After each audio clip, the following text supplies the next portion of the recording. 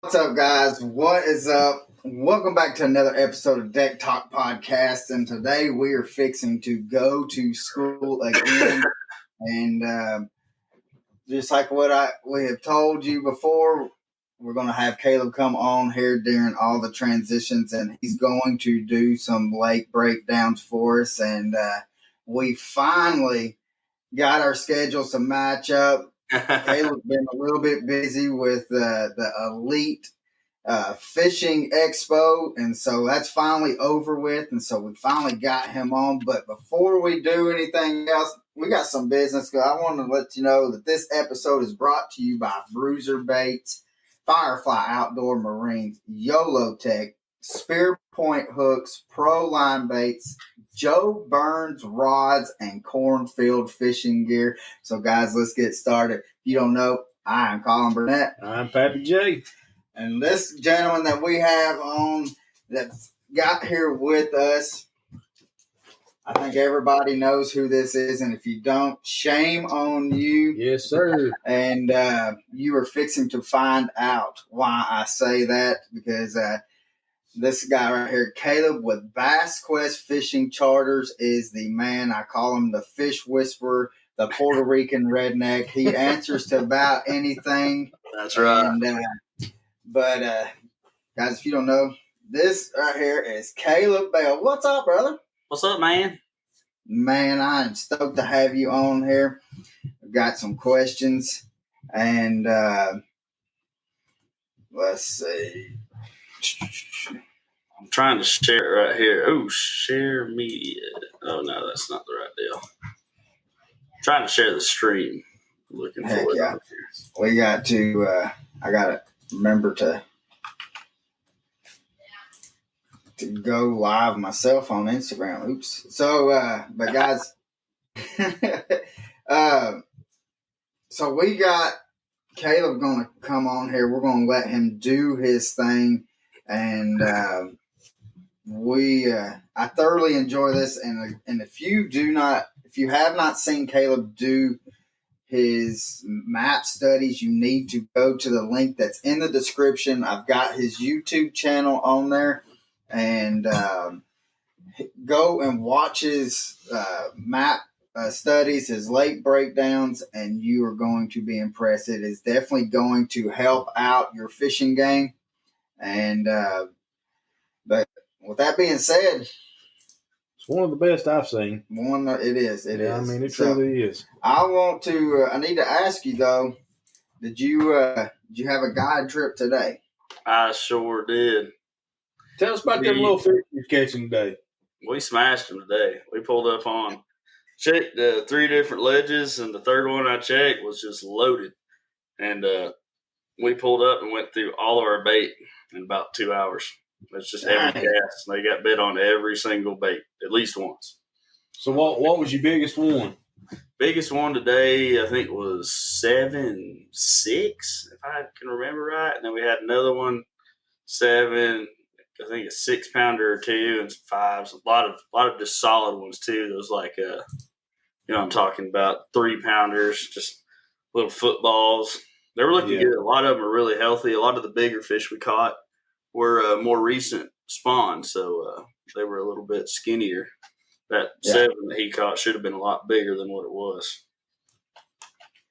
Now, and that should be the last little cycle of spawning that we have here on Chick, correct?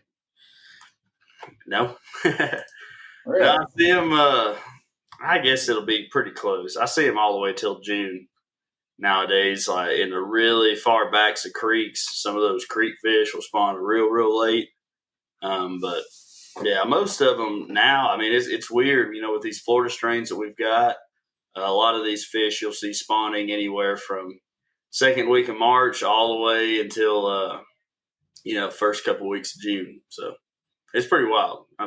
There's not very many on each one of those extremes. We still have, I would say, the majority of the fish go on somewhere in April or May.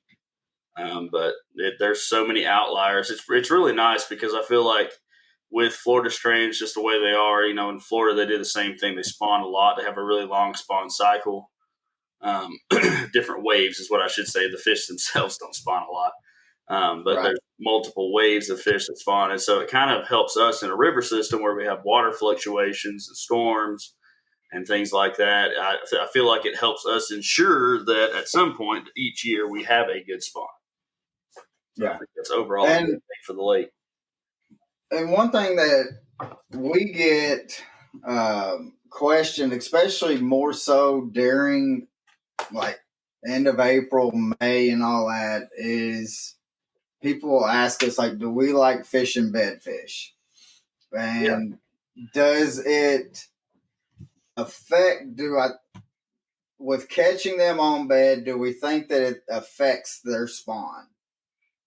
I mean, anytime you catch a fish, you're putting stress on that fish.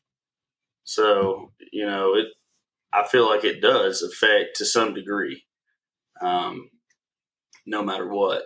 So when you're sitting there harassing that fish on bed, you do catch it on bed.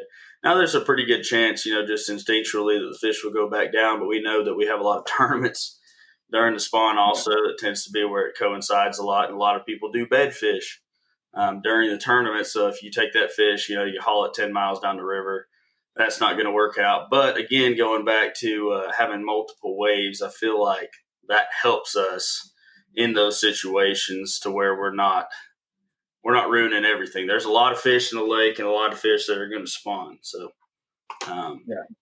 any fishing pressure, I guess, to extent, affects everything, I guess is the way I would describe it. Well, because, and I tell them, like if a female is up on bed but has not actually went through the spawn and stuff like that, and you catch it, and let's say you take it to Chester Frost and they release it, I believe that she's going to go through that spawning cycle. Am I correct? They could. One thing that happens too, if you catch a fish pre-spawn or, a fish that's getting ready to go on bed, sometimes just the stress of catching the fish, again, taking it around in live, it can cause those fish to actually dump their eggs or absorb their eggs. So you can actually inhibit that fish from spawning. There's a whole lot that goes into that. When we actually catch fish, it changes the dynamic for that fish. There's a lot of evidence showing that their growing cycle, it affects the growing cycle for the year. If you have to get to truly giant fish, when you're talking about double digit or teener potential, there's a lot of things that have to go right for that fish, because if they get caught a lot during a year or caught in general, the stress of that can cause them, one, to dump eggs, two, the stress itself can cause them to actually lose a portion of that growing cycle.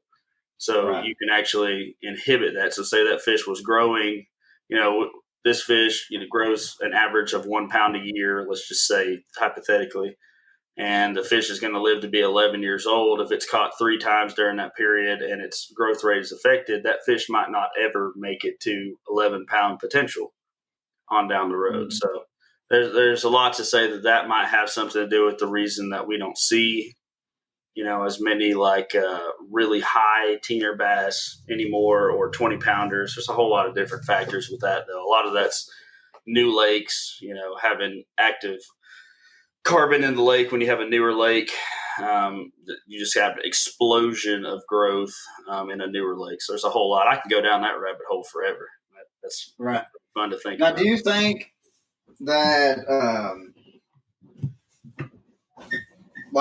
for instance, I've seen multiple times where people from out of state, they've come here, they've caught maybe not a double digit, but let's say 8-9 pounder, but they're taking that sucker home just to go put it back in its lake, in their lake. Yeah. Do you think that happens more so than what? I mean, because I've seen it probably 5 or 6 times. So where, especially when that U.S. tournament, like a fair amount, I would say. There was a big thing with the one of the big bass tournaments that I heard a while back, that they were taking the fish that were weighed in the big bass tournament and doing something with them. A lot of this for me is just hearsay. I don't have any empirical evidence of that or anything, but I have heard that multiple times where people are, taking a big fish or the fish, they're like, oh, Florida genetics, I'm going to take this up to my pond. Yeah. I don't really think that makes a big difference. Now, I will say it is extremely important if you're moving bass, TWRA, I'm sure they frown upon moving any kind of bass, but especially do not be moving around spotted bass of any kind. That is not good at all. We're having a major issue, and with spotted bass creating mean mouse, in other words, out spawning or over competing, especially for our big Tennessee River smallmouth.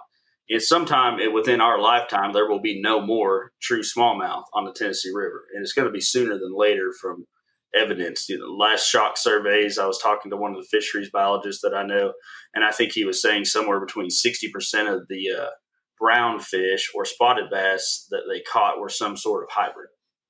Mm-hmm. So that's already a huge portion of it. So definitely that's kind of a big thing.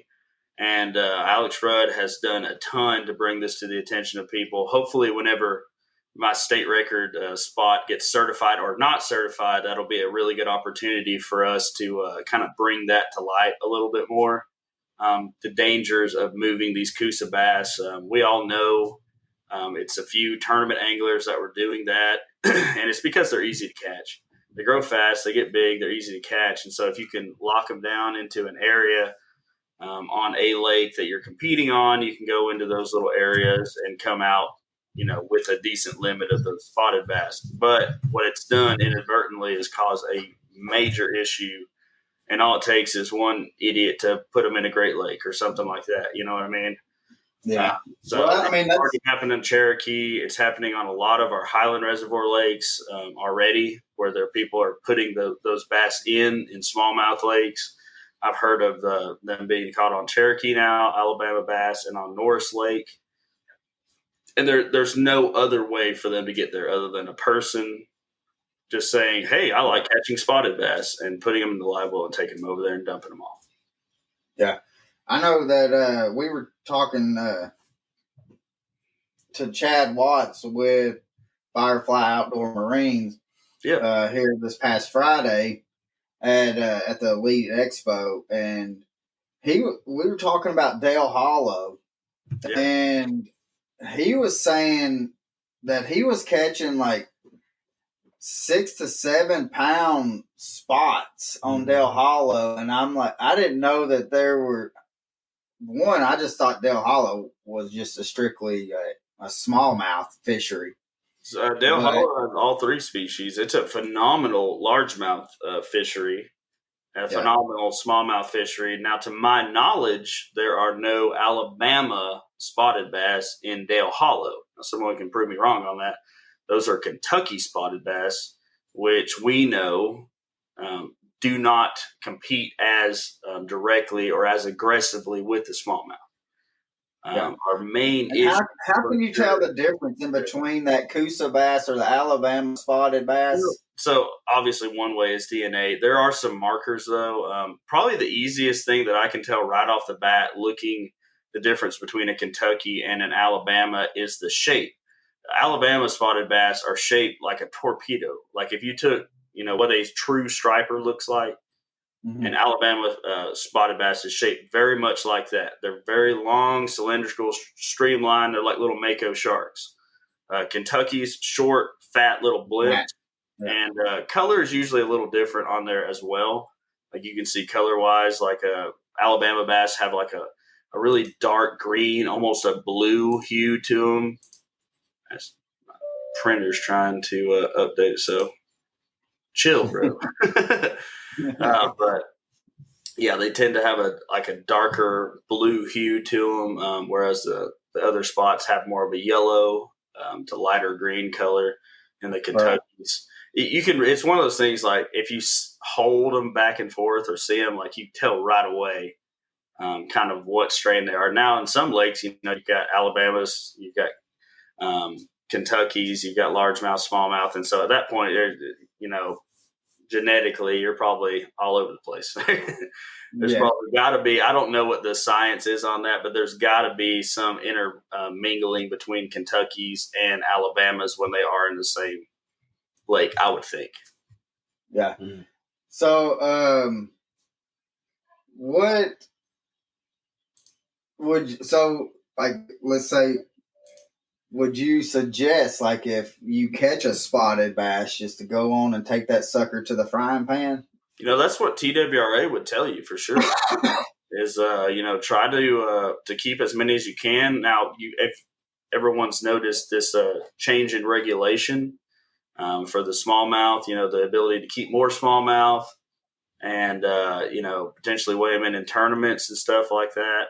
That's kind of a double-edged sword. It's kind of one of those things where you're bowing to the fact that there's really nothing you can do anymore.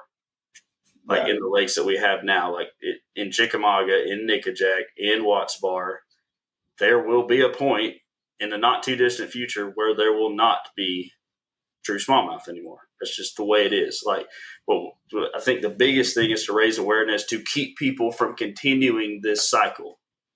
That's the biggest thing, because all it takes, there's such an aggressive predator, and they dominate any kind of ecosystem they get in. All it takes is one guy just to say, you know what, screw science. I like catching spotted bass, and he takes them and dumps them out there, and then you go, and then the whole cycle starts over again. So it's more of a getting the information out to people and having people make the right decision. That's really what it boils down to. People need to understand that there are studies that confirm this, and it's selfish to do anything else. I guess that's the best way I could describe it. And if someone's doing that, it's like, get them to stop. And if you can't, report them. I mean, that's really what it is. It's like nobody wants to rat on each other or whatnot, but it's well known in the fishing community. I mean, there's certain people that have done this that brag about it, that are very high up on, some of these tournament trails and stuff. So, yeah, but the thing is, it's hurting the fisheries more than anything. It's hurting the fisheries. It's hurting future generations. And my kids won't be able to have a shot at catching a 7-pound smallmouth on the Tennessee River. Right. Period. Like it was. So, can you talk a little bit, to go away from spots and smallmouths? Can you talk a little bit about the F1s? Yeah. Like, what is an F1? An F1, that's kind of what Chickamauga was famous for in the beginning. So we started stocking Florida strain largemouth. This is kind of an interesting story. It's a grand experiment, right? We have Chickamauga Lake. Chickamauga Lake as a whole was probably one of the worst fisheries on the Tennessee River chain at the time. Struggled a lot of small fish. The grass itself had been killed out in the 80s. Now, whether you believe that was environmental or just the spraying that was done there's a lot of different back and forth on that. But we didn't really have grass. And that really stunted our fishery for a long time. We had a lot of fish in there. And so somebody within the TWRA decided that we were going to start trying something, which was to stock true Florida bass in Tennessee in Chickamauga Lake.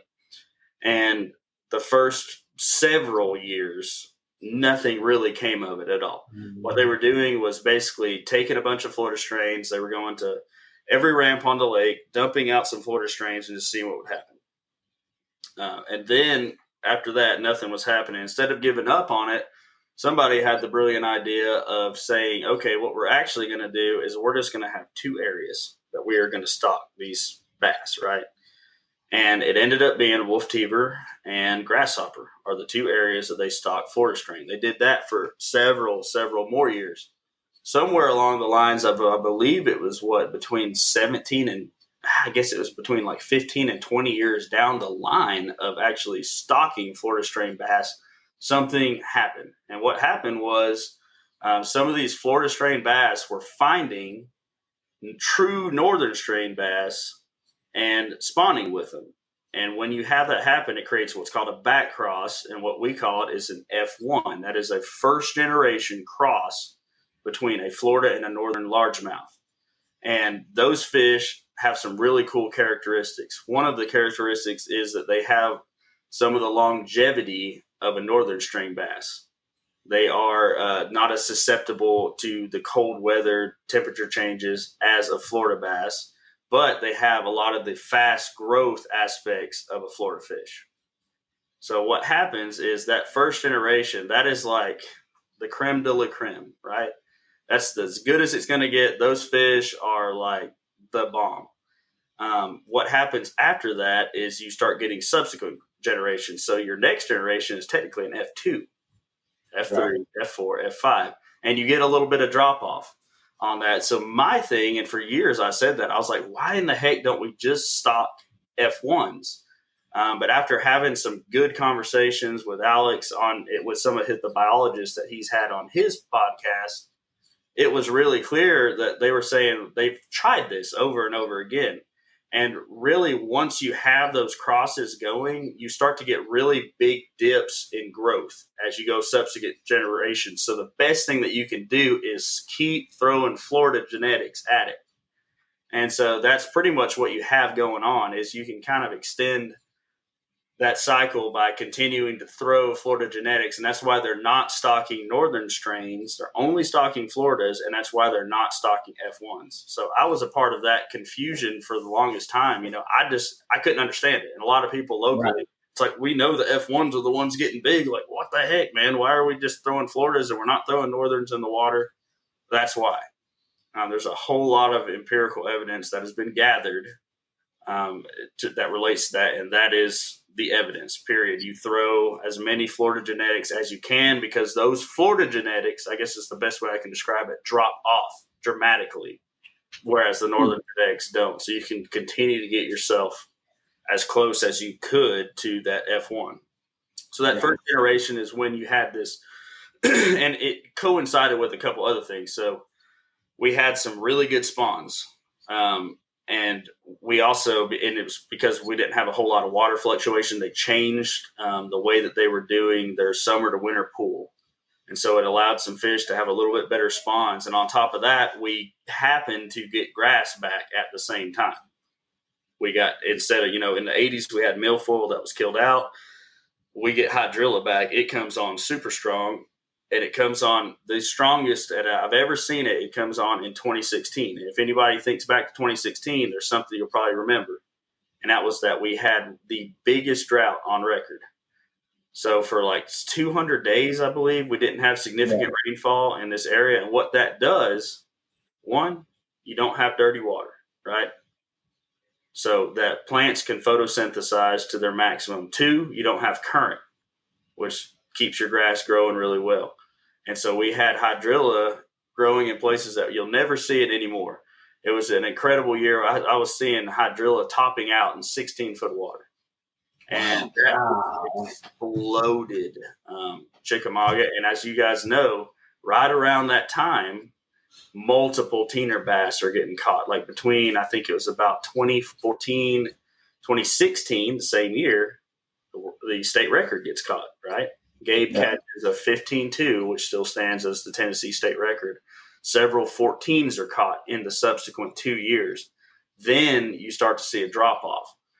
You're not seeing as many teener bass at all. You're not seeing near as many 10-pounders. In the height of all this, some of it also was, I didn't even mention this, but the Alabama rig, right? It just kind of coincided with that. Like the Alabama rig, the ultimate fishing lure at the time, it was a perfect storm.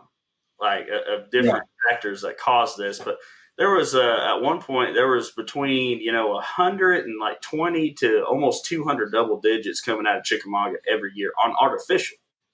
No light bait, just artificial. So that was the heyday. And so after that, what happened is your first generation F1s started to drop off. So in other words, you're finding fewer and fewer true northern strains for a true Florida strain to spawn with. You have Florida strains that are spawning with an F1 or an F2, or you have an F2 spawning with a northern strain. So it's a numbers thing. And so that continues to drop off until you have now where there's I feel like a lot of the double digits, we still have the size because we have the Florida genetics, but a lot of these double digit fish, I feel like cap out at like 10 to 11 pounds. That's why, and it's 1%, probably less than 1% of fish get to that 10 to 11 pound mark, right? Right. Now, instead of there being, maybe there was at one point there was 5%, maybe it was 7% of fish that had the potential to go 12, 13, 14, 15 pounds. I feel like that's a lot lower now. Just doing the math on the sheer amount of double digits that have been in my boat, there's been 2 teeners that we've landed out of, over 100 double digits now.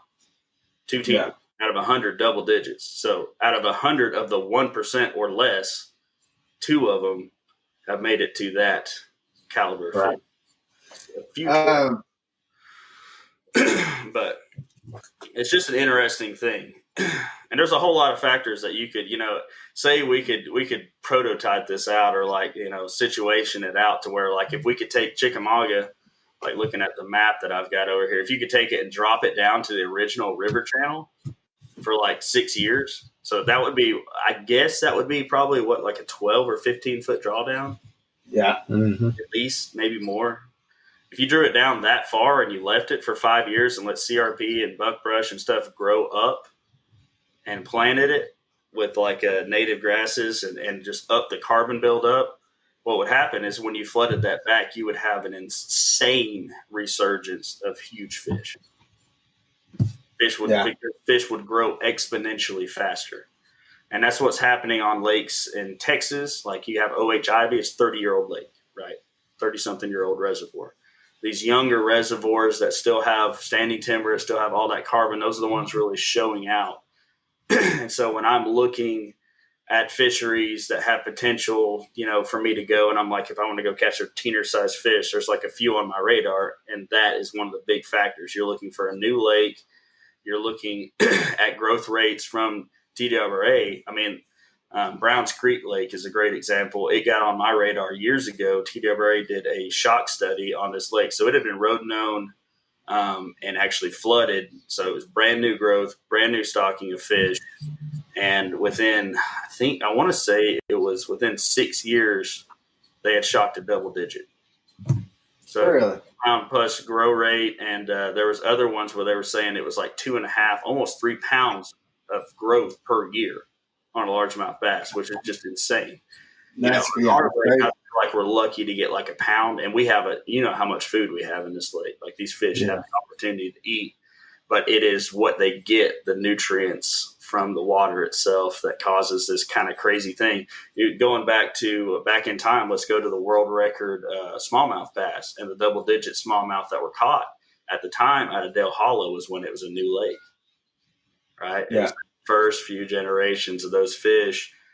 When there was still standing timber in the lake, everything was recently flooded. So all that carbon was getting pulled into the water, all that nutrients into the water. Well, I have a question right here from Stupid Duck Rod and Gun Club. Yeah. So he asked, have you noticed if any of these species patterns different? You said species patterns? Yeah. I don't know if are the species patterns different? Are you talking about different patterns of bass? If patterning them is different, in that case, yes. These fish kind of get in different areas. Smallmouth act different on Chickamauga than the largemouth do. They get in different areas. Spotted bass tend to sit around a lot of the areas where the largemouth are right now, but they segregate, which is kind of interesting. They'll kind of be off to the side a little bit. So there is a whole lot of difference in the life cycle and spawn cycle, especially of largemouth to smallmouth and spotted bass. The reason why spotted bass and smallmouth, we have the trouble with the intermingling, is that their life cycle is very similar. They like to hang out in the same areas. They like to spawn around the same time, which is usually a little earlier than a largemouth. And so it's one of those things that just kind of coincides more. And that's why you don't see as many crosses between largemouth and spotted bass. You know what I mean? You don't see a whole lot of crosses between largemouth. See, that's what I was going to ask. How come you don't see that, the largemouth and the spot? Yeah, you don't see a whole lot of that. Now, I've heard of that happening, especially in lakes in Texas. There's apparently mean mouths, or I think they still call them mean mouths in Texas, that are crosses between largemouth and smallmouth there. But that could have something to do with the habitat, right? Mm-hmm. The fish are kind of, in a lot of those lakes, you're talking about drains, ditches, natural lakes, standing timber. So the fish, I would think, in a lot of ways would have to cohabitate, whereas diverse cover fisheries like Chickamauga, where you have a lot of limestone bluff walls, but you also have a lot of grass and shell beds. Those fish will not interact as much in that. Now, there's areas that they do, but I feel like it's got to be a contributing factor, and some of it might be genetics too. I'd be really curious to see what like Steve Barton and some of the other biologists would have to say about that. It might be where genetically it is very difficult to make that happen. Maybe there's a very low success rate in that kind of a spawn. Yeah. Too. So it could be a whole number of factors. It'd be kind of interesting to know, though. Yeah. Now, my dad asked the question, said, "Thanks, guys, for the education. Caleb, are you seeing any improvements in the grass environment for chick?" Yes and no. So it's been very discouraging. I'm not going to lie. The last few years, I've seen so many more spray boats, and I had a conversation about this. This was actually a pretty good part of Dillon, Florida. So when we were at the Elite Fishing Show this past weekend, shout out to whoever showed up for that. Make sure that you're there next year. But I was doing a map study talk, and it just kind of happened. Dillon's working the booth right next to me, Dillon Flardo, wishing I was fishing. Phenomenal guide, insanely good tournament angler, and co-owner of Talk and Tackle Fishing Shop there and Lodge in Hickson, Tennessee. So shout out to those guys. But Dillon was there, and I was like, dude, come over here and let's do this map study together. And it turned out amazing. We should have filmed it. We'll probably have to do one like a live later, and we'll go back through and talk about what we talked about. But amazing. Dillon dropped some bombs over there. He gave away some juice he probably shouldn't have given away, but it was really, really good. But that was one thing that we were talking about together was that the eelgrass in this lake is actually doing really well. And a lot of people, eelgrass gets kind of a bad rap, right? Like guys that like to throw top water, like if you like to throw a spook, that eelgrass might like get in your way and just be a huge pain in the butt.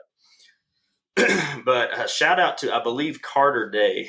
We were talking with him about this, or Dillon was, and he was saying that is like a huge savior of a lot of fisheries, is because that eelgrass will blow into an area and sit there for sometimes a really long period of time and make it almost unfishable. And then it'll blow out of that area. And so you get breaks for the fish in between there. Not only that, the fish love to live in eelgrass. It's really hard to scope them out of it. So it forces you to fish. And it does a lot of things. One of the other things it does is it is a very stout grass, right? It's very resilient would be a good word for that. And so hydrilla can use that eelgrass in order to stalk up and to hold its roots, if that makes sense. They can use the eelgrass as structure. So it gives your hydrilla, your milfoil, and some of your native grasses the opportunity to survive flood stage current and stuff like that. So there's a whole lot of great factors there. So that, to me, tremendously outweighs any of the negatives. Like anybody has anything bad to say about eelgrass, I'm like, it'll save a fishery. It has saved Guntersville. Guntersville is phenomenal. Probably one of the top fisheries in the country right now. I think that's largely due to eelgrass. Nickajack has the highest population, according to TWRA Fisheries, of bass per square mile of any lake in Tennessee. Wow. It's loaded with eelgrass.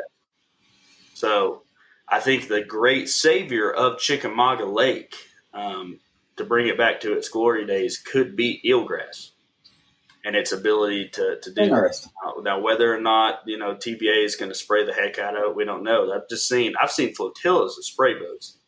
And it makes me sad because I feel like, and this is something that we talked about in our talk, I feel like we could manage our grass just fine with our drawdown.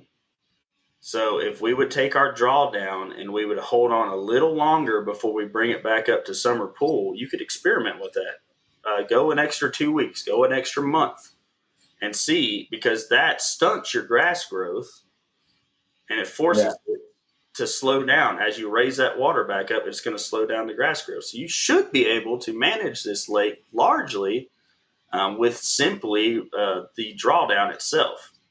So that should be a big factor right there that we could potentially do. It might be really good to actually start drawing down a little sooner in the fall to kind of get rid of some of the grass. But in the end of the day, you know, talking to some of the biologists and stuff, and I tell you what, guys, shout out to Bass After Dark, great podcast. They did an incredible seminar about aquatic vegetation the other day. It's like 2.5 hours long. Everyone should listen to it. A lot of great things to say within that. A lot of stuff to learn. But I'm not sure where I was going with that. But what was I talking about there? We were talking about the drawdown. So the spring, I feel like what in the world? Polar bear, what are you doing? You got the big puppy. With that drawdown like that, we should be able to manage it without as much spraying, in my opinion. I think that could be really huge. Now, there's a whole lot of studies out there saying that the spraying doesn't do anything, but we've all seen. I mean, if you pull up a piece of grass, say you catch a frogfish or a punching fish, the amount of biology within that little patch of grass that you have in your hand is insane. If you look at it closely, there's larvae everywhere. What's up, lovely wife? Larvae everywhere. There is fry everywhere, all kinds of small fish and everything. So when you kill off that grass, you're killing off that biome. So, and we also talked about, everyone says that after they spray the grass, you see this film on the water, and then you notice every fish weighed in the next few tournaments is skinny and has sores all over it. So yeah. Tell me again that the spraying does not affect anything. I think it's bogus. I think it's fake news. I'm going to say that, fake news. And I think that we need to do something about it. And the biggest factor with that, and I think that this contributing factor to this that's caused us to have a whole lot more grass issues over the last few years, is that there's legislation that has been passed that has allowed organizations like TVA to subcontract out grass spraying. And when you subcontract out the grass spraying and you don't go and do it yourself and manage the fishery yourself and spray the grass, if I'm the subcontractor, okay, all right, we've got our grass. This is our chemical for the year, our allotment. I don't care what's in the water that I see. I'm going to spray all my chemicals so I can get that amount of chemical next year. I might spray a little bit more besides, so that I can say, I think we're going to need, 10% more. I think you're going to have to bump my numbers a little bit, bud. So it creates this conflict of interest. And something needs to be done about it. It's going to be an issue now on Guntersville, there's some stuff that's been passed in Guntersville. We're already seeing spraying. We've already seen the devastation of this kind of subcontracted spraying in Florida.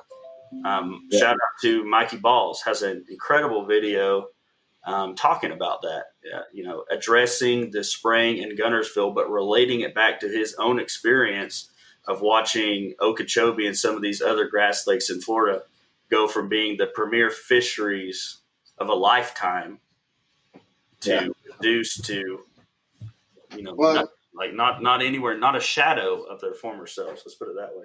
Well, it's like we've had Jerry Russo on, I guess it was a couple months ago when we had him on, and he was telling us on Okeechobee, they're spraying, but then they're also going back behind them and they're planting grass in the lakes. Yeah, a lot of the people planting the grass to where they have something to do next year, the grass to kill for next year. It's not that. Yeah. I know a lot of locals over there are taking grasses that they want and putting them back out. To try to help out. There's a whole lot. That's again, guys, I highly, highly recommend you go watch the video that Bass After Dark did. Their guests were experts in this. And a great example is just their talk about water hyacinths and the way that the studies are skewed on purpose in order to allow for more spraying by using intentionally. And this is, a problem with statistics, right? You can make the numbers say what you want it to say. Mm-hmm. And so it can be really difficult to weed down to the truth. But there's some really cool guys within that podcast that were working on that, doing independent studies to hopefully backtrack some of this knowledge, quote unquote, that we're using to manage our lakes. So hopefully we can do something with that in the future. But really, we just got to prove this is some kind of environmental factor, right? Like if we can prove that it's some sort of environmental disaster, I'm sure that they'll have a different way of dealing with it. So. Yeah. Well, Jamie Jones says, what aggravates me is that TVA is allowing lake property owners to hire their own contractors to spray their dock areas to kill the grass when the contractors is through. He empties his containers wherever they want. Yeah, that's okay. So one thing with that is the chemical itself is very expensive. So most of these guys are not going to just dump that. They're going to mix exactly what they need. The problem with it is we live on a river system. And this stuff, what's upstream comes downstream. It can be current pushed.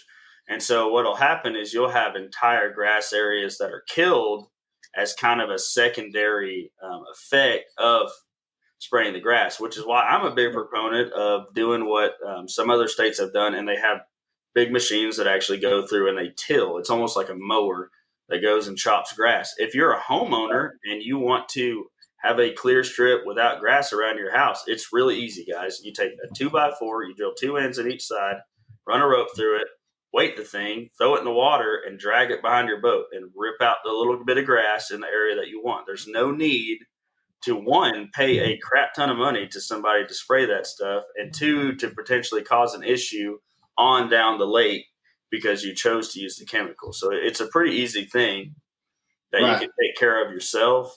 But yeah, I do agree completely with that. It's like, I don't know necessarily that these guys are dumping the chemical. I would probably push back on that just because it is expensive from what I've heard. So that maybe not, but definitely affects, just like say if you're out in the field and you're spraying Roundup, if you're not careful with that and there's a big wind, you can overspray and kill a bunch of other stuff you had no intention of killing. See, that was going to be my question. How do we know that there's not, homeowners out there spraying that Roundup around the edge of the bank or the wall or, and leaking down into our river system? So if you're talking about like Roundup itself, like a weed killer that we use in our lawns, I'm not sure that would affect the aquatic vegetation as much, just because of, solution to pollution is dilution, right? Like we know that from cleaning products and stuff like that.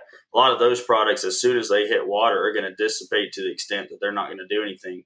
And that's, again, why I push back on the fact that they say that, this stuff is fine for the water. It's no big deal. If you have something that's concentrated enough to throw in thousands upon thousands, millions of gallons of water and still latch on and kill vegetation, you can't tell me that's not doing something else.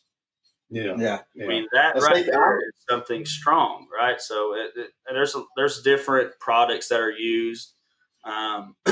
Pellets can be a bad one just because they can, when they drop those, I think it's copper sulfate, don't quote me on that, guys. You should definitely do your own research on that.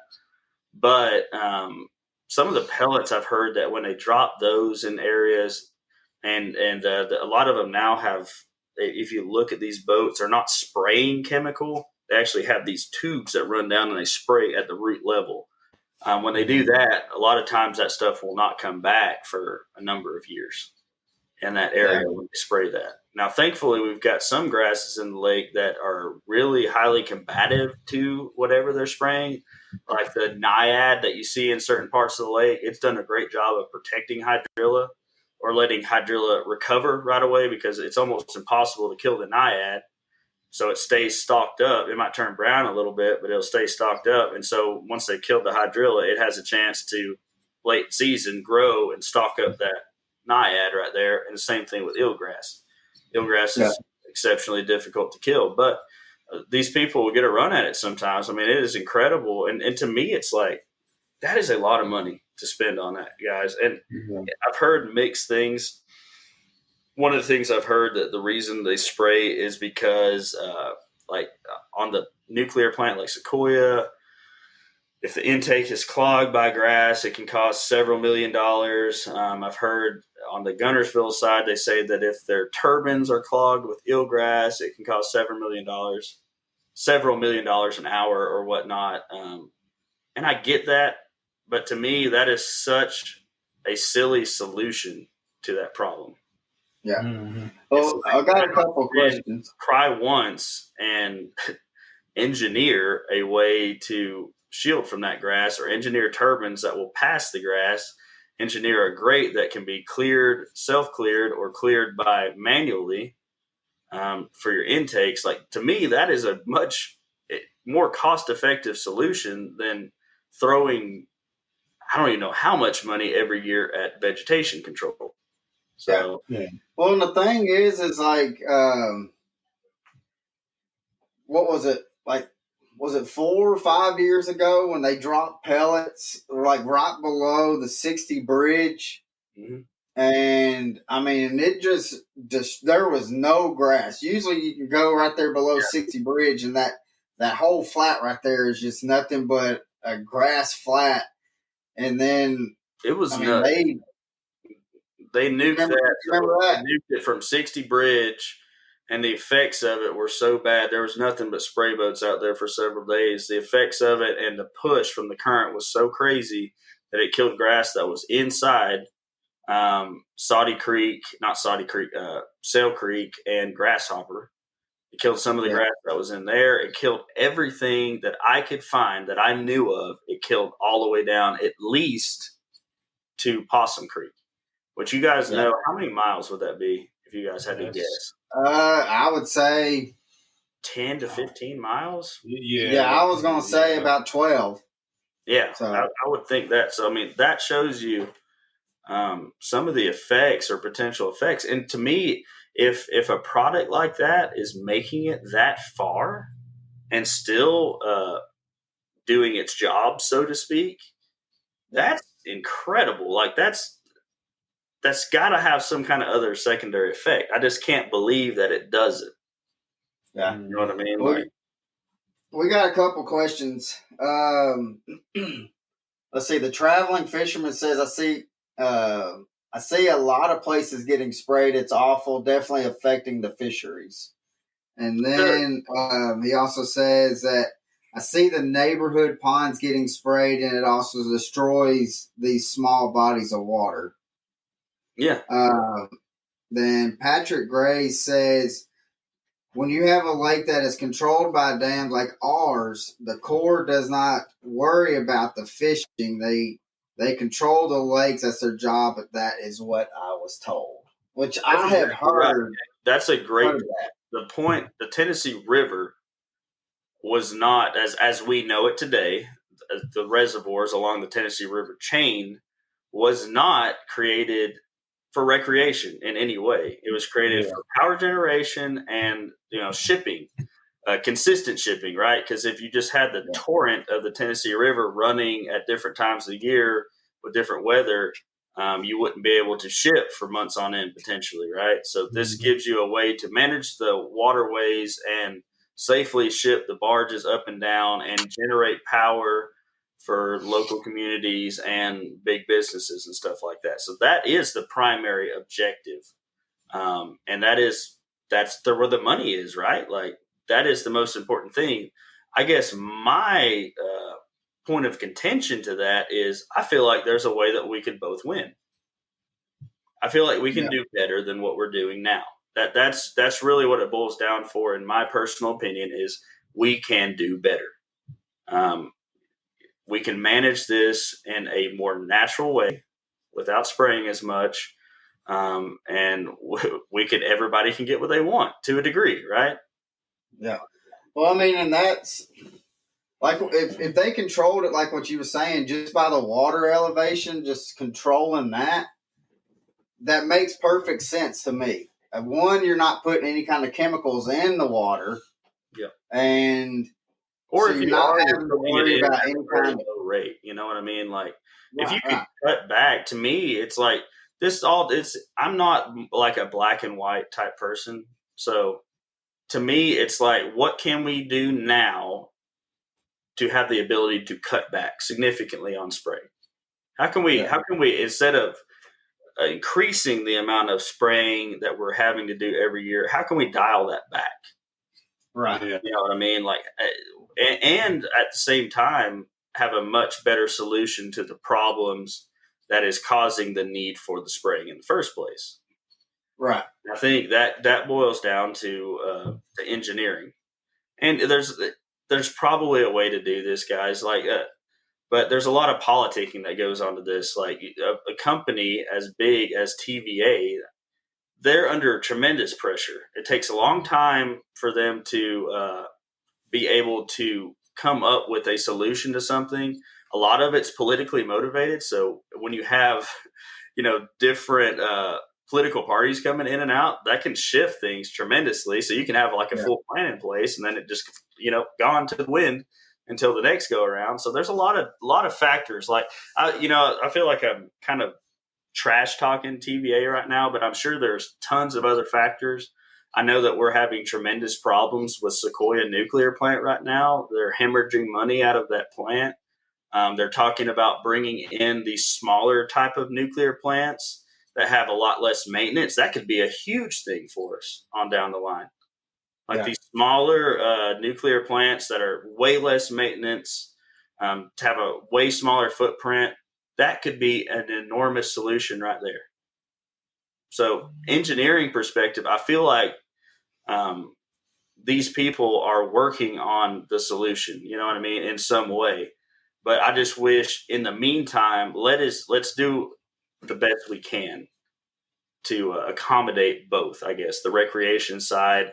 And to me, like the environmental side, I've always been one of those people that's like, leave it better than you found it.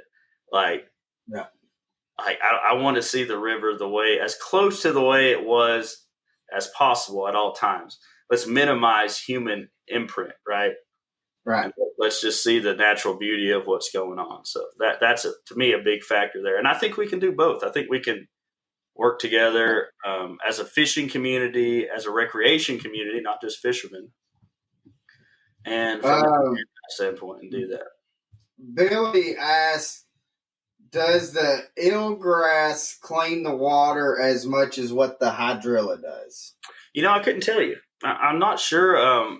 Just thinking about, so let me just put my scientist hat on. The filaments or the leaf structures of hydrilla, coontail, and milfoil are very well suited to holding on to materials, whereas eelgrass, it doesn't have as many of those fibers. It has fibers on the underside of it. So I would think surface area, just from what I would think, that it would be a less effective filter. But what it is also is a shield. It is a shield, is a buffer against the natural issues that we have with water fluctuation and current, to allow other grasses to survive. And, we think about hydrilla. Hydrilla is considered an invasive species, which it is. Milfoil is also considered an invasive species, but it's really interesting because, again, going back to me nerding out on the Bass After Dark podcast, there's a lot of evidence that's coming out saying that milfoil might actually be a native grass. And there's some other native grasses that are very similar to that we have in the lake now. And it'd be really cool to be able to foster, what if we had a program where we were putting back as much native grass as possible into the lake? Yeah. Yeah. And so it's like we have, again, the best of both worlds. So I think there's ways that we can do this a little bit better than we're doing it now. Right. Let's see. Patrick says, what an interesting podcast this has turned into. We haven't even talked nothing about what are we talking about. I've got a map pulled up. We're just sitting here talking science stuff. Well, it's factual and it's interesting.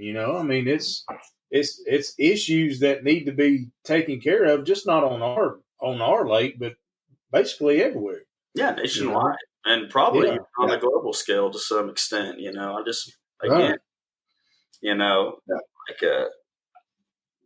feel like we can do this. And it's just a matter of getting good information out of there. And I feel like there's people that are working on that now and being able to use that information in a way that's beneficial to everybody.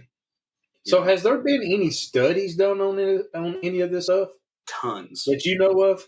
Tons of studies. But the problem is a lot of these studies, a lot of the management practices that we have on our lakes are based on extremely outdated information. Like extremely outdated information, and information that is skewed based off of location. So here's a good example: the hyacinth, water hyacinth, right? They said that the water hyacinth can grow like, I think, double in size every day. Well, the study they did was on a lake where there was a tremendous amount of agriculture, and so the sheer amount of fertilizer that was getting in the water from that agriculture was causing the hyacinth in that one local area to grow that fast. So how do you take that information and apply it to management and be effective? Well, it goes back to like what you were saying. Information that you want. You can make your stats look whatever you want them to make. And so the fact that we've got money behind this, the fact that we've got independent people doing it that are fishermen, I feel like we can, again, maybe even skewed the opposite way a little bit, but I feel like we should always try to look at both perspectives, right?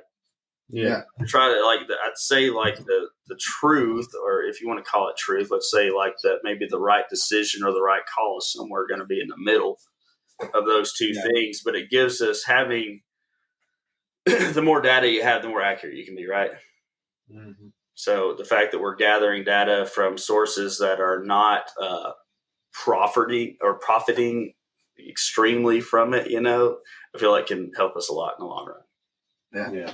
Jamie Jones asks, what are the floating devices on the lake which blink with the blinking light on it?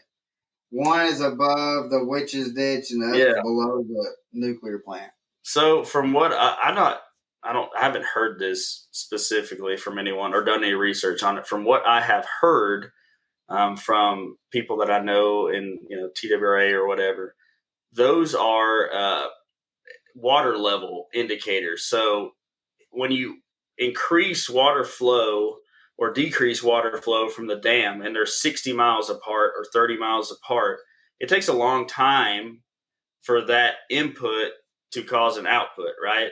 It takes a long time for that water to ease its way down the fishery. That's what enables us to actually chase a current down the lake fishing ledges. Same kind of concept. So by having that below all the tributaries, especially the big tributaries, when you're talking about Saudi Creek, Sail Creek, Hiwassee, having those inputs below that point, to me, is an information thing. So I can see, based on, I'm letting out this amount of water, I expect the water to rise this much on Chickamauga Dam from Watts Bar Dam. Well, if I'm getting a huge inflow from one of these creeks or Hiwassee, I can see that difference and start to make a change in real time instead of getting data that's hours and hours old. So that could probably be the difference. If I had to guess, that could probably be the difference between like a pretty bad flood and a well-managed flood, right? Yeah. So that's it. From what I've heard, it's about information on water levels. And from what I think that, just anecdotal evidence in my brain, that's what I would assume it's related to based on the location of those two things. Yeah. John Pate says, are some of the lakes you were fishing in, are they restricted on taking boats out of one lake and putting in another? And are they cleaning the boats and trailers before leaving these tournaments?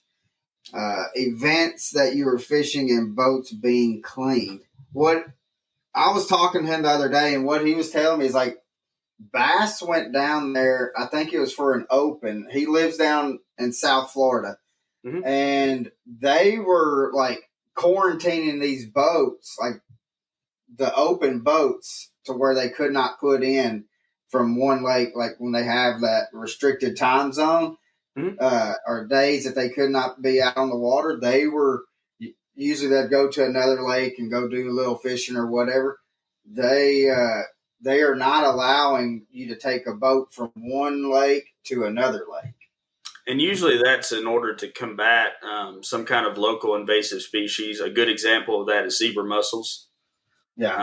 The little tiny, I can't remember. It's not called larva. There's another name for what the tiny version or microscopic almost version of that is. But it can be an issue. I know in California they do it because of issues like golden algae is a good example of that. Like if you get that in a lake, and that actually killed off the lake where Dottie was caught. Everybody probably knows of the 25-pound, 1 ounce bass, the biggest largemouth bass that's ever been touched by a human being.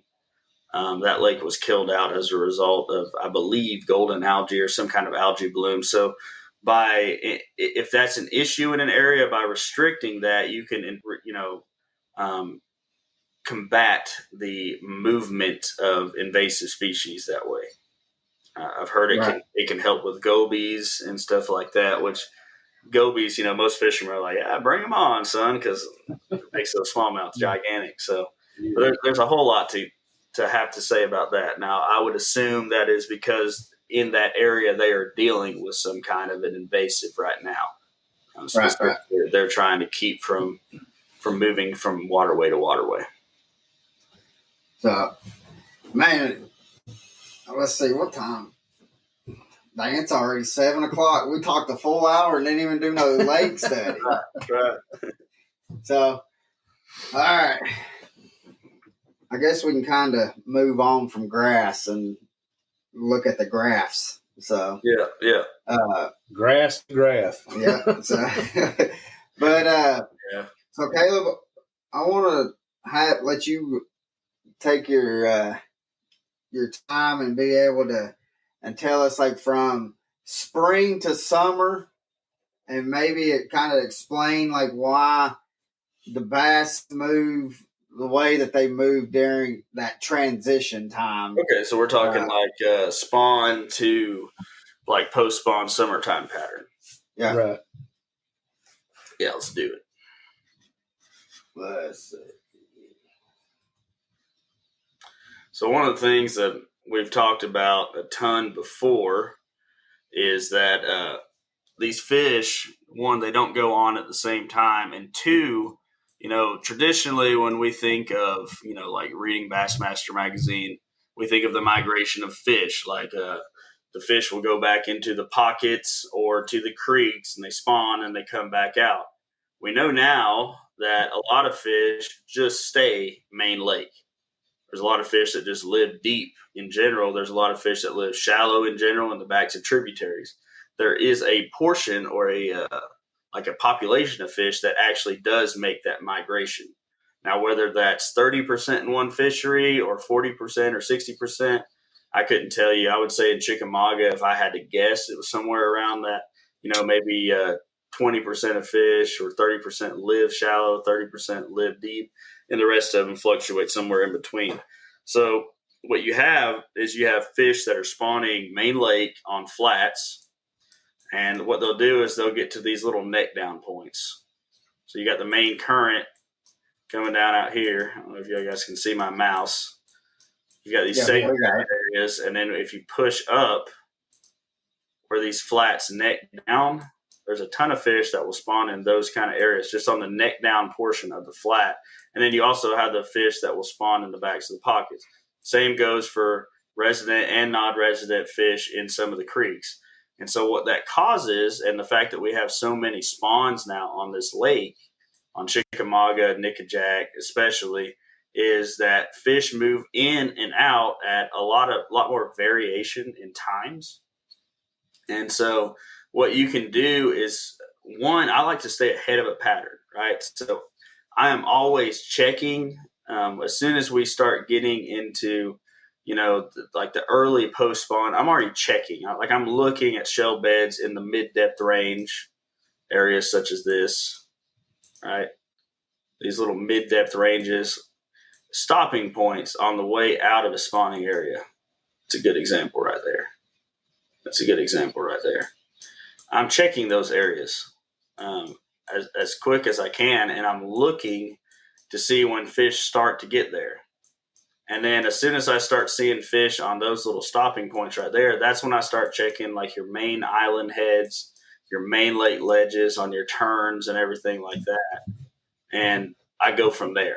To me, it's all about staying ahead of the patterns, ahead of the ball game. I want to stay around the biggest population of fish. So what I tend to do is skew myself to where that population of mobile or / migrating fish are going to be. So I want fish coming to me. You hear a lot of guys on, Bassmaster, professional anglers talking about on the front side of a pattern, right? Like I'm on the front side of a pattern. I've got fish coming to me. I don't have fish leaving. So that's what you're looking for in a lot of those areas. But are usually on the front side of those patterns are usually the bigger fish anyways, correct? Yeah, a lot of times that tends to be the case because in many cases your big fish tend to spawn first. That doesn't necessarily hold true though all the time though, because the big fish are opportunistic and they're tired from the spawn, and so that coincides really well with like the bluegill spawn. You've got post spawn crappie moving out at about the same time that those really big fish are post spawn, and then of course you've got a gizzard shad spawn that kind of goes on a little bit sooner and runs pretty long. So there's a lot of times where some of those big fish will actually hang back. I feel like there's a good population of big fish that hang back, and then there's a population that move out, especially as soon as the gizzard shad start to get out main lake. Yeah. And they get those real big ones. It seems like when I think of the big fish being out in the, community hole, big ledges, I think of little pods. You'll see these small pods of gizzard shad, like 100 or 200, and you'll start to see the fish school on them. They'll be chasing one big gizzard on top. And you also start to see clouds of what looks like, what a lot of people would probably think are gizzard shad, but are actually big bluegill out on the ledges. So that tells me that there's been a good wave of bluegill spawning. So whereas the big bass that were eating the bluegill spawner is going to be, they're going to follow the bluegill out to the ledges. Yeah. I don't think bluegill get enough credit on the lake either, because I've seen ledges that will ghost town from big fish as soon as there's a mayfly hatch. Yeah. Like they will be gone. Like every fish, it seems like over 6 pounds is like suddenly gone. And the only thing I can figure is they're following the bluegill to your bluff wall transitions where you've got bigger mayfly hatches. Yeah. Now, another question is, it's on Chickamauga during the summertime. Is there anything called a too big of a bait? Too big of the bait in the summertime? No. God, you can always get attention with a big bait. And fish in Chickamauga and a lot of parts of the Tennessee River specifically are very cued in from like a really young age to eating big bait. So I feel like you can always get attention on it.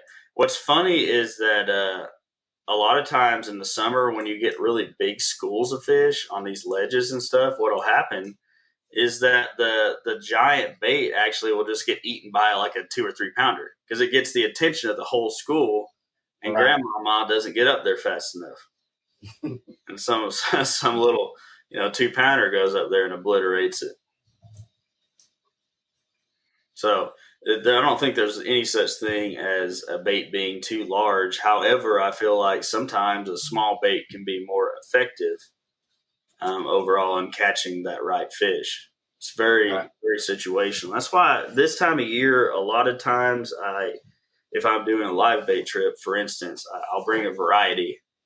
Like I like to have a pretty good little mix between some, mid-sized thread fins all the way up to some smaller hand-sized gizzards, all the way up to maybe a couple gigantors. And I can kind of gauge off of that. This time of year, if everything goes according to plan, a lot of times we have to go catch extra bait anyway. So, that first little load of bait, first couple good ledges, you can kind of gauge for the day what's going on. Another question is, it says, I'm new to the TVA lakes. When does grass usually start matting? That's a good question. So they've recently changed. I can't tell you exactly how many years ago. A few years ago, they changed our draw period. So in other words, the time it takes us to get to full pool takes a little longer. So in years past, June is when you would start to see some grass topping out in the lake. With that top out period or that summer pool period being pushed back, I would say you're not really in from 60 Bridge down. You probably won't see a whole lot of matted vegetation until sometime in July, is what I would assume.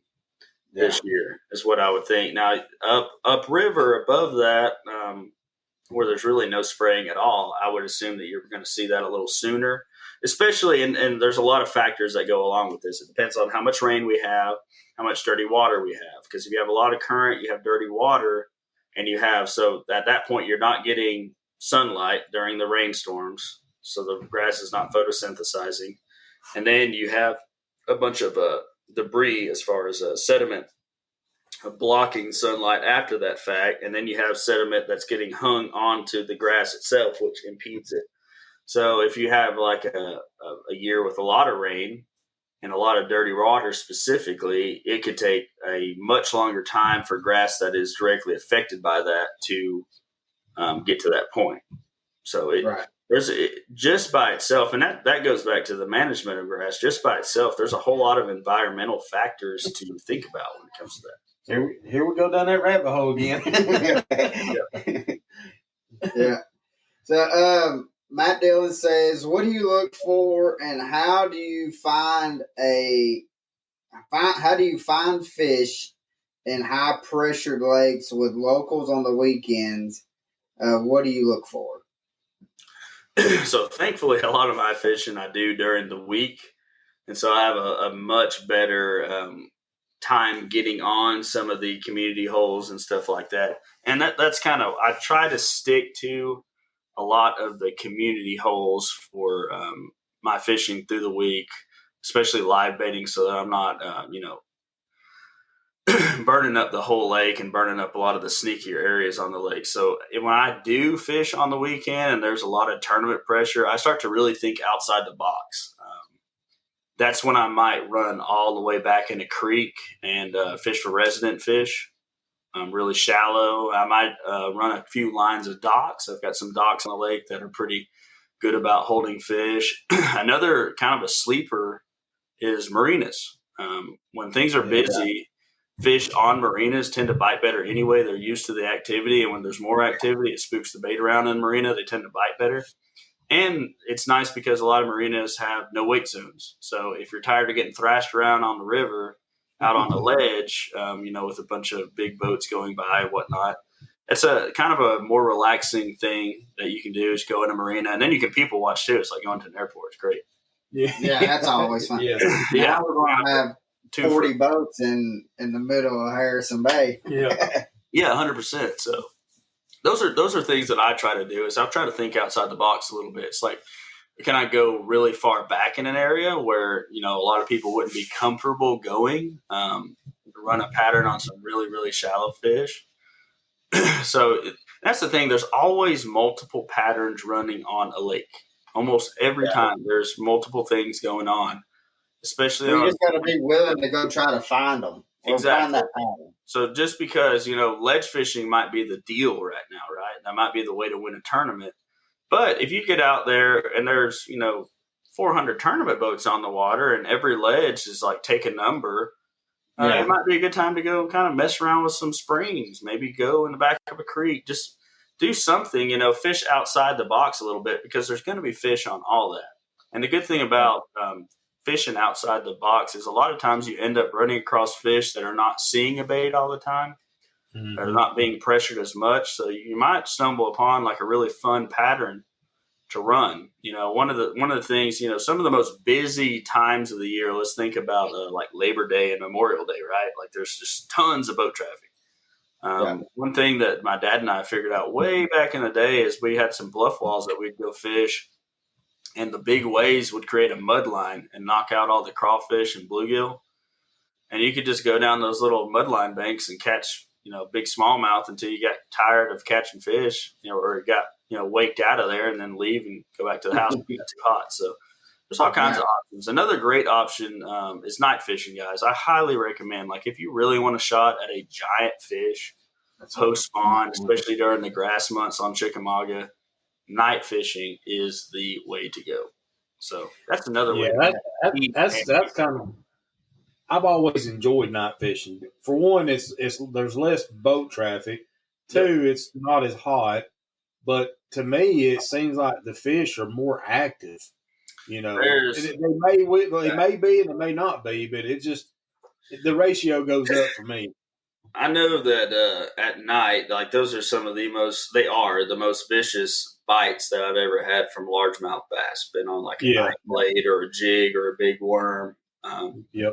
But yeah, there's something special about that fishing at night. And like you said, beat the heat, beat the crowds, and go out there. Now, one thing that we used to do back in the day is that we would just wake up tremendously early. If you're not, maybe you're not a night owl, maybe you're a morning person like I am. One thing that's really nice to do is just wake up at go to bed a little early, wake up at 2 a.m, go out there, fish until about 10 a.m. when the crowds kind of get out there, and then just go in, call it a day. Yeah. Get a full, fishing trip. You get to fish some daylight, you get to fish some night fishing. You're in prime time. It's a great way to beat the crowds, fish what you want to fish, and get on those. Right. Well, Caleb, the reason why he likes fishing at night is because everything is a 6-pounder. So, I mean. Yeah. No, it's 7. Oh, 7. Yeah. So, oh, man. Hey, Caleb, I want to give you the opportunity to advertise for yourself and kind of tell, because you just don't, like, BassQuest Fishing Charters just does not take people out fishing.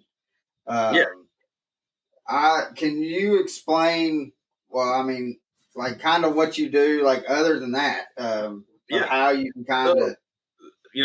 That's probably what I'm most known for right now is BassQuest Fishing Charters, going out and catching huge fish, on guided trips. And you can get on my website, BassQuestFishingCharters.com, and book a guide trip with me. That's a phenomenal way to get out in the water and get a really good chance of catching your PB, maybe even a double-digit fish. But another thing that I do is map studies. So we were talking a lot, the kind of my nerdy side of things, talking a lot about maps and stuff. I really enjoy breaking down other people's maps. So if you've got a home lake, maybe you're out of state and you struggle on that lake, I can break that lake down for you, and satellite images all the way to going back in history on the satellite images, marking waypoints, transferring waypoints. There's all kinds of things that you can go into on that, and strategies that have helped me traveling all over the country, like when I'm going to Michigan or Florida, picking spots out months in advance, and then going catching fish on those areas and catching big fish on those areas, extremely rewarding. So if you're interested in that, like the map study aspect of things, definitely hit me up at the same thing at the website there. You can book an online map study. What we'll do is we'll go one-on-one, talk about your lake, and I actually record the session, and I'll send you the recording so you can always refer back to it in the future and, take notes later on if you want to, in order to, maximize your time. Because that's really what it's about. Like a lot of people have limited time on the water, and so it really behooves you to go out with some kind of a plan, even if that goes awry, and to have homework done so that when you do get on a pattern, you immediately know of other places that are going to work for that pattern in your head. You're not scrambling halfway through the day trying to figure out, oh gosh, I just caught him on this point on this, like an inside turn on this flat. Like, where else can I go to do this before I go to weigh in? You've already done the homework. You're confident because that was one of the spots that you picked out. You have 3 more just like it. Yeah. Now you're going to go run those, and that's going to make you more successful. It's a lot of fishing is a mathematics game, right? Like it's casting 20% better. Guys like Bank Shaw and the Nut Brothers, they beat you in tournaments. A lot of it is just because they are a lot more efficient with their time on the water. Everything is, there's no wasted energy. There's no wasted anything. And it reminds me a lot of like Kevin Van Dam was a good representation of that. Just really high octane, no wasted movement, and a plan, right? Like we're running and gunning. We're paying attention to everything that's going on. So that's what I try to do in my fishing as well, is to just pay attention to everything that's going on. But that homework in advance allows you to take your time on the water, pay attention to what you see in front of you, and then be able to reference back. So it can be highly effective. I think I remember a video like years ago that you done, and you kind of hit on it, but he's like, map studying is so important to be able to go and fish on the body of lake, because let's say you know that you're catching them on a rock riprap or whatever, then your map study is going to be able to help you know, like, well, I know I've got 3 rock ripraps that I can hit within this half a mile, and to where if you're not doing any kind of map study, and you're hitting the key points on those areas, right? You're hitting the highlights. Right. And that's especially important in bodies of water where you can get kind of analysis paralysis. So say you're on a grass lake and there's oceans of grass out there. By doing your homework and finding the drains and the hard spots and the anomalies on those flats in advance, you can go directly to the high percentage areas. Same thing with standing timber. You know, you might have a lake that's all standing timber. Dylan Filardo did a great example of that, the lake that he fished in Texas. He's spent a bunch of time looking at heat maps for the hard spots and the drains that had hard spots. So he was able to dial in. It wasn't just the drains. It was the drains that had hard areas, probably shell. And so he was able to maximize his time. Instead of hitting 60 drains to find the 10 that were good, he was able to hit 20 and find the 10 that were good. So maximizing his time on the water. Yeah. And that's the difference between, like, if you're a tournament guy, that's a lot of times the difference between cutting a check and not cutting a check. Because it takes a lot of the guesswork out. It takes a lot of the stress out to have that homework done in advance, because that's something like you can't go and practice on those bodies of water, but you can do this. And all of this time that you put into this pays mega dividends when you get out in the water and actually see what's in front of you. You start having success on one thing, and your brain, it starts turning. The wheels start turning, and you start checking out other areas that you've already located that are going to relate to that. And so that's the difference between like running and gunning and driving down the lake to try to put a pattern together and already having waypoints in mind for that pattern. Yeah. Now, Patrick says, do you fish the fish attractors that are on the map? Occasionally. Very occasionally I do. Sometimes they're loaded up with bluegill and crappie. And when that's the case, there's pretty good bet that there's at least 1 or 2 giant fish hanging around them. So never a bad idea to fish something like that.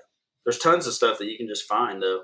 You take a little time to, again, do your little map study, and you find some high percentage areas. So what I do is I'll get in an area and I'll start to idle around. That's when I start to plot side scan. And then I'm looking for cover on the structure. The structure is the topography of the lake. The cover is your stumps, trees, grass, anything that's on that. So you can find what I call the spot on the spot. It's the key area within that key structure. And that's a lot of times where you're going to catch that really big fish. Because big fish are territorial. And what they tend to do is they tend to lock down the prime real estate, right? So they're going to lock down the best area on that really good area. And so if you can find those areas, a lot of times that's how you end up finding the big fish. And it might not be right on it. You know, it could be a little off to the side. You might kind of idle down through there and see a bunch of fish on a lip or a shell bed. And then there's a big stump, you know, apart from that, or like a little rock pile that somebody's put out. Sometimes that's just the difference. Like you pull in, you catch a bunch of fish in the one area, but you make the cast at that one little anomaly over there, and that's your 8-pounder. Yeah. Couple questions real quick. Let's see. Matthew says, do you teach any on the forward-facing sonar? Yeah, I actually do. I do some electronic trips from time to time, and I enjoy breaking down the forward-facing sonar. I get a lot of time with it. I get to see a ton of big fish with it, and so it's pretty fun to kind of look at all that, especially certain times of year. Most of the time when I'm fishing this time of year, though, it's more of a tool for me to catch bait, really. I'm going to go out there and catch bait with it, and then I'm going to go and check an area and just see, kind of pull up. Because nowadays, if you idle over these fish, like in real time, sometimes you can't turn around and catch them. Sometimes they'll spread out on you. So forward facing can be a great tool to pull up to a waypoint and then just look out there and just see if they're set up the way you want them set up. And then you can stop and fish for them. That's what I personally prefer to do. I love to go out and actually use the live scope and shake a minnow and stuff like that. But it's really fun to me just to kind of, okay, there's fish there, and then just spot lock and just fish. Yeah. To me, that's like a really good way to do it. And especially if I'm throwing live bait anyway, it's like, if I'm on a live bait trip, I'm like, man, I just feel bad live baiting and live scoping each fish, there's always double whammy. I can take. Another question says, have you ever caught any big fish in a cast net? Yes, that's a great question. So twice now I've had 2 over 10 at the same time in the cast net on a throw. And so I had 40 one pounds. time that I had my best 5 I had in the net on one throw. I caught a bunch of golden shiners. And in one throw, I had 38 and some change pounds and 5 largemouth with 2 other 4-pounders that were in. So, this is so funny. It's the most random thing. What happens is a lot of times in the dead of winter, like when it's really, really, really cold, the shad will just group up these tremendous schools, and it's floor to ceiling. You can't see anything in there. And you'll cast, and you'll just land on these. You'll catch a giant bass that's in the middle of those shad. And there's this weird thing that happens where it's like the shad won't even part. They won't make a hole for the bass. It's almost like an understanding, guys, it's cold as heck out here. Let's just chill for a little while, And that's what kind of prompted me to start freelining and throwing a float with a big bait in the middle of those huge schools of shad. And you would think there's no way they'd ever find your bait. And you'll just be easing down through there. It's just a solid wall of bait, and all of a sudden your one will go down out of sight. It'll be a 9-pounder or something, It's like, because yours is the one that's not acting right. Yeah. So Matt Dillon says, do you fish the thermocline?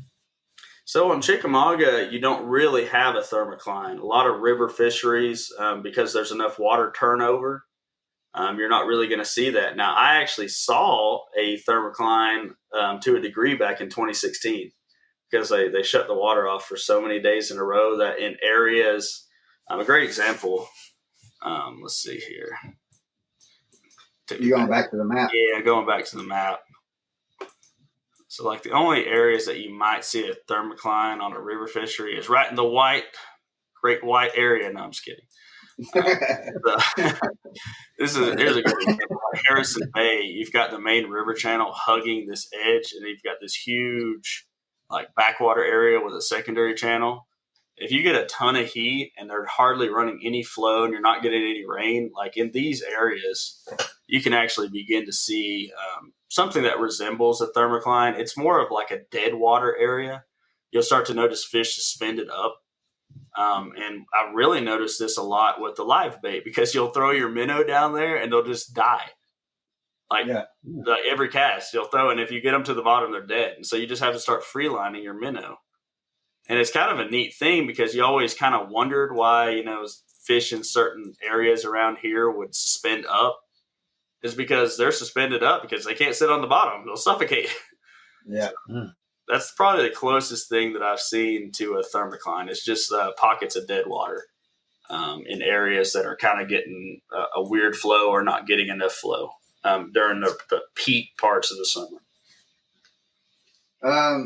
Another question says, is it true when you look at a shad ball with an eye in it, it's a bass?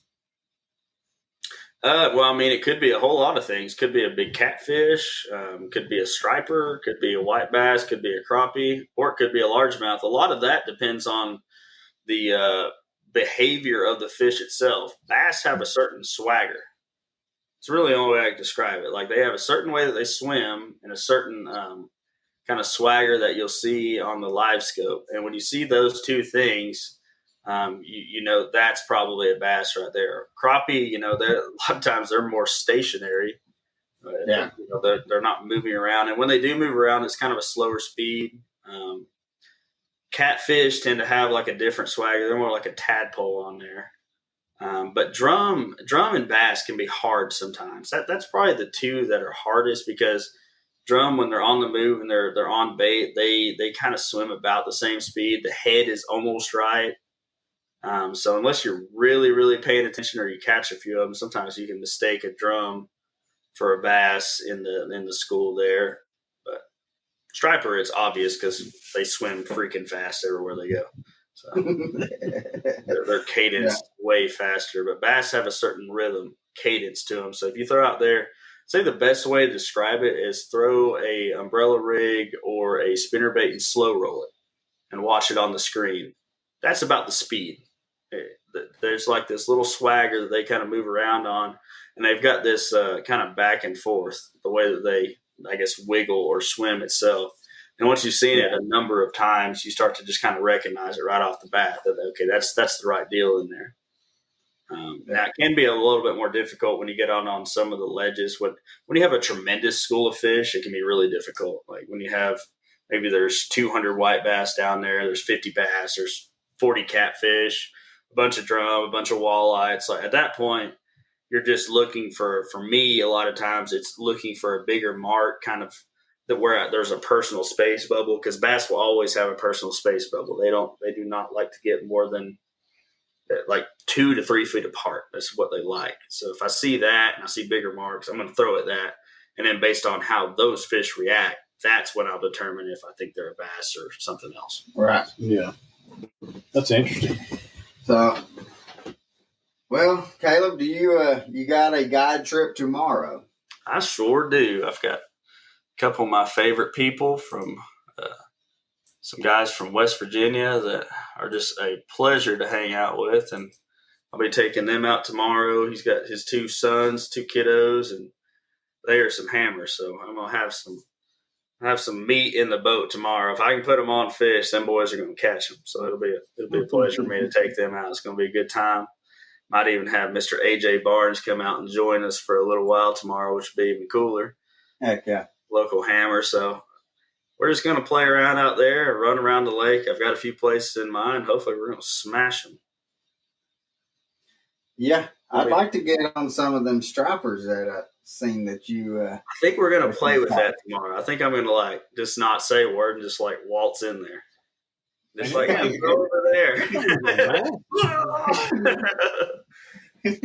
But before we go any further, I also want to throw a shout out to, we were talking about night fishing earlier. And for guys that have never tried that, I highly recommend that you go talk to Hunter Cordell at Elite Glow. He makes the best black lights in the business, as far as fishing lights. Well, and they don't fade. Huh? They don't fade. No, they don't fade, and it's really you have to get a run at it to have a dead spot. The fuses are so big, everything. Hunter's one of those guys that he's if he sees a failure point, he's going to over-engineer it. He gets his own lights made to his own specs.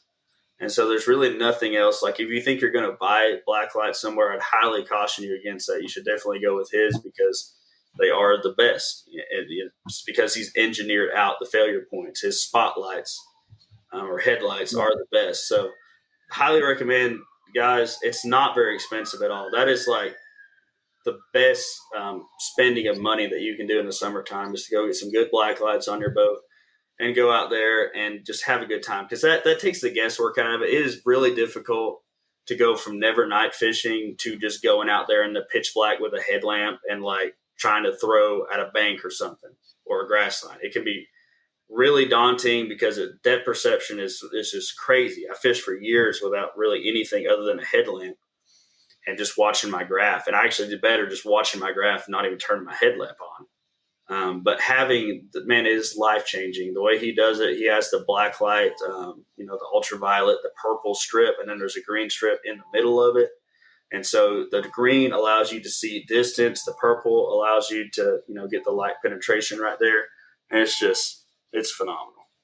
Yeah. And that the green light also, for the crappie guys, will attract the bait fish too. Yeah, absolutely. You'll get bait fish in there. One thing I will tell you, certain times of year you can get a lot of bugs night fishing around your lights and stuff, especially the anchor light. So if you can kind of keep that anchor light far back and fish towards the front, that can help you. But I highly recommend you get a thermocell. It's like $100. Get a thermocell, and man, those things work really good for keeping mosquitoes off you in the summertime. And another thing, while we're talking lights, FireFly Outdoor Marine, yes, their stern light will not attract any bugs. Yeah, it's different. I've seen that. I've seen that. I talked to him a little bit at the deal there. And I've got it. I've got them in my boat, and it you can go at night and go down the bank, and you could count rocks on the bank with that stern light. It's interesting. It almost looks like a lightsaber or something back there. Yeah, it kind of looks cool. It's one of those things. It's like it's an effective tool, and there's a reason for it. But also, it's just something cool to have on your boat too. It's just like look at that light up candy cane back there, kind of deal. So, but Hunter with Elite Glow has put everything that's electronics on my boat. He has done it. I do not take it to anybody else because I know as soon as I take my boat in there to him, it's getting done right. And I also know that if I have any questions with anything, it's just a phone call away. I've called him at 9:30, 10 o'clock at night. I was out on the water and I had an issue. And if he didn't answer, he called me back within like 5-10 minutes. So he will always answer the phone. So that's what's really great. Another cool thing, kind of interesting about Hunter, is that he works outside of normal business hours a lot. He works really late a lot. He enjoys night fishing and working into the night. So it's wonderful as a fisherman because a lot of times, me, Tanner, or Dylan, like one of the other guys, we break our stuff during the day and he can fix it for us at night. It's phenomenal. It's a win-win. So if you're ever in a pinch, you have a wiring electronics thing that you need fixed, and you're like, dang, I don't have anybody to call. I got to wait till tomorrow or what.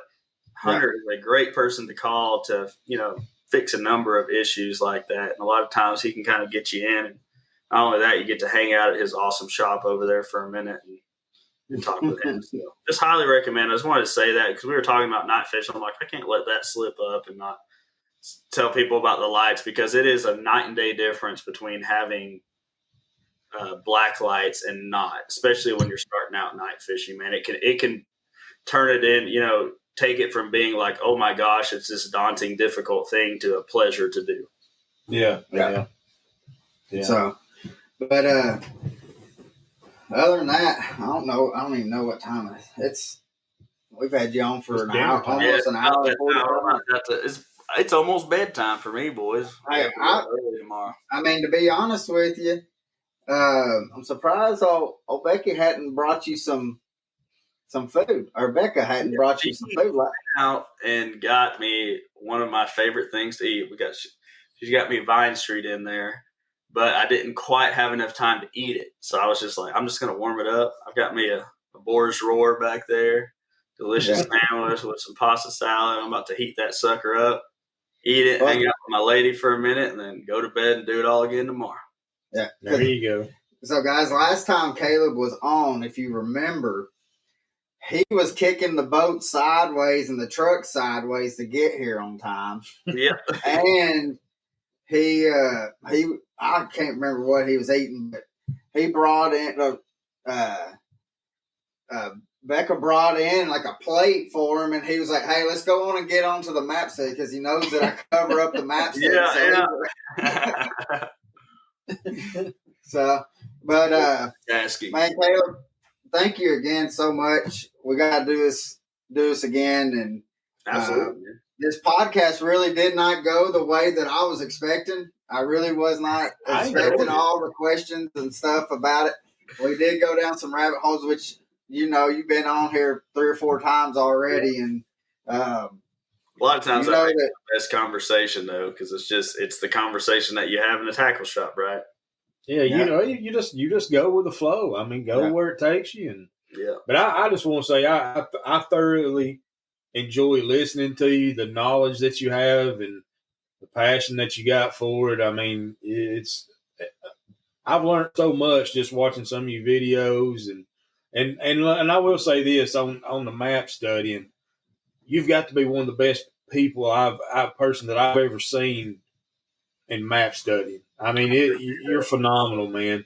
You're phenomenal. My thing is I don't know how good he is on the map studies, because I've seen him pull up to some places that should not hold any fish. He's whispering to these things and telling them, "Hey, come on. You call it what you want. I'm gonna call it map studying." I mean, some of it's map study, some of it's your satellite study is a big thing too, because that's how you can find stuff that's just you find anomalies. Anomalies is another great way to get off the beat. Well, you know, it's kind of. I do the same thing with hunting. I got this app. It's called OnX app. Yeah. And I do a lot of map studying during hunting season. Well, before hunting season, really. Oh, yeah. You know, I'll pick out just different places and I'll just start breaking it down. Then I'll go put boots on ground, you know, and say, okay, now everything's starting to make sense. And I can relate to that, you know. So it's interesting to see it on the water side. Yeah, it's same concept though. Yeah. I used to do that all the time for deer hunting, breaking out topo maps. I've always loved topo maps. Yeah. You know, it's a 2D representation of your 3D world. And you can see through it's cool because, like, if you look at a satellite, it's just trees. Yeah. You know, it's forest. It's some shadowing and shading. But a topographical map, when you overlay that, it cuts through all that. Like, I can find... I used to be able to find waterfalls when I was hiking and doing trail runs to go trout fish and stuff like that. Find waterfalls. You can find all the pools. Even though you can't even see it on the satellite, you can tell by the terrain that that's going to be the area where it's going to work. Right. There's all kinds of neat things that you can do with the topo map. You know, to me, it's a hobby and a joy, but it's also like a cool skill to have, to be able to, the more you look at them, the more that you can quickly relate those two things. So when I see a topographical map, I see that 2D image in 3D. And that's one reason why I really enjoy the C map that we were using, that heat map. Yeah.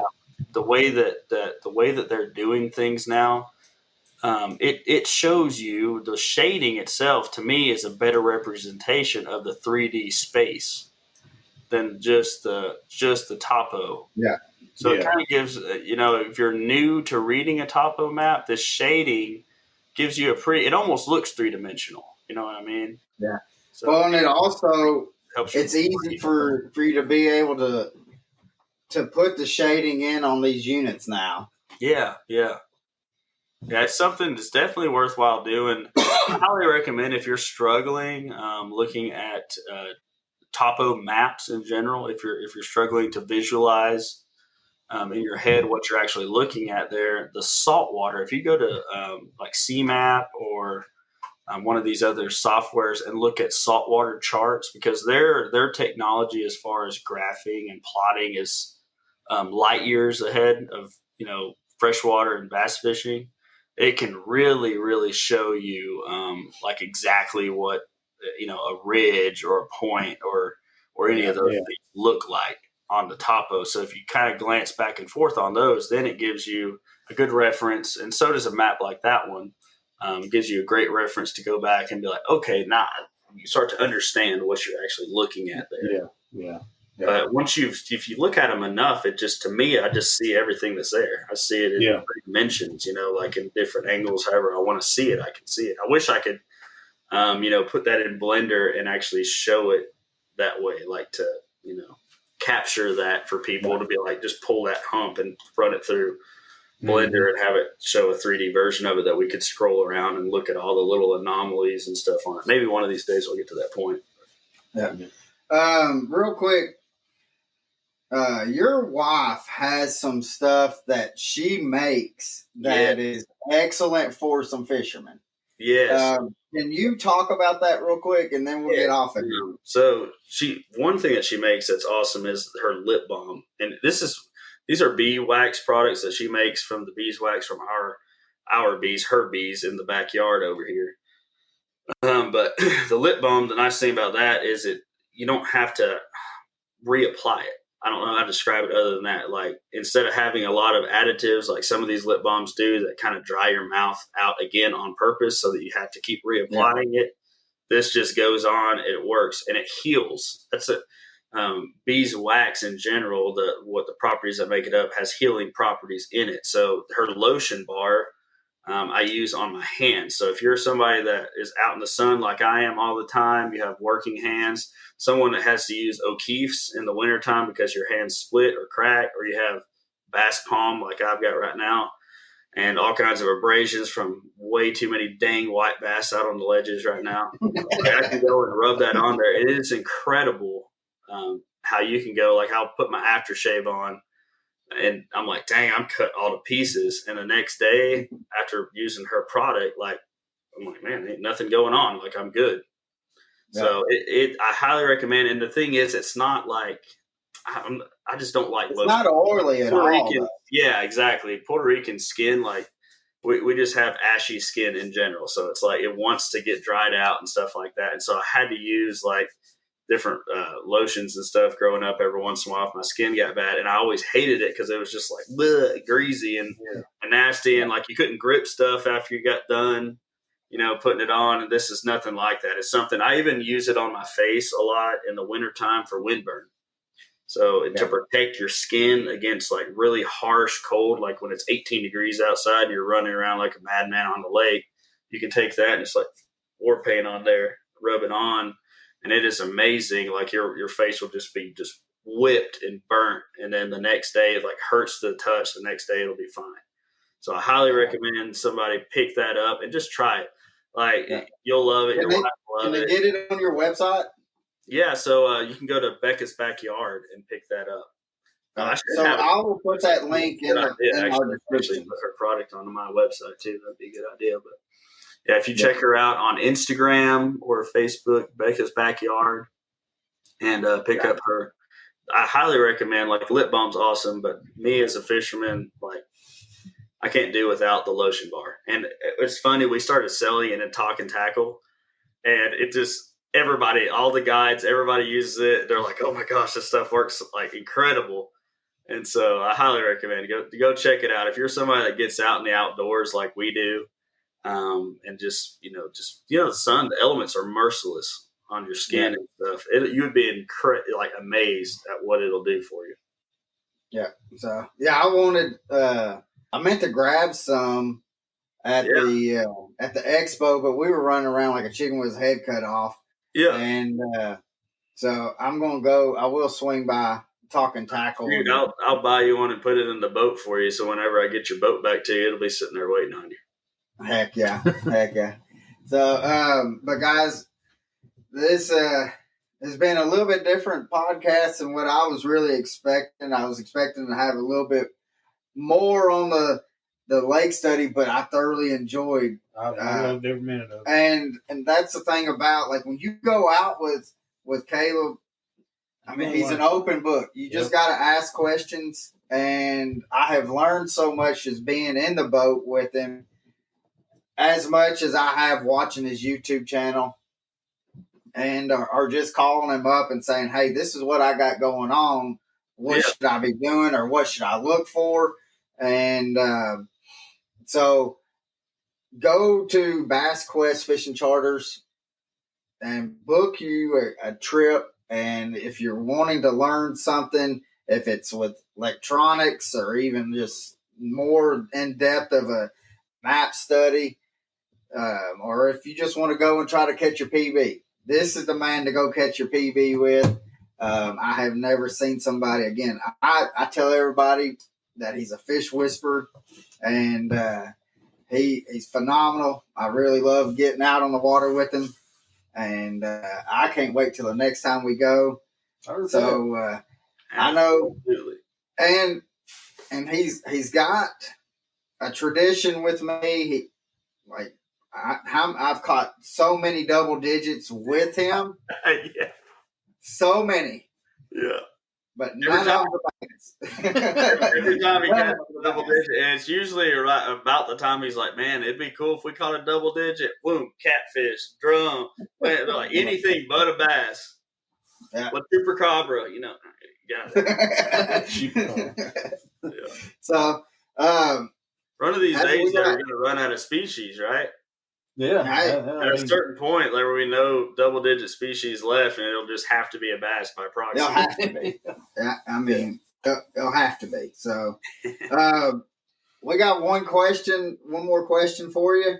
Yeah. That you've already have answered this probably multiple times, I'm pretty sure. Yeah.